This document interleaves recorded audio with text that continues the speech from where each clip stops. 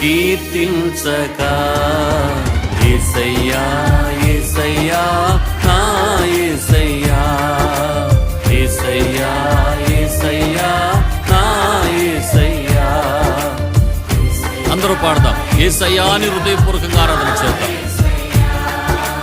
యేసయ్యా యేసయ్యా నా యేసయ్యా.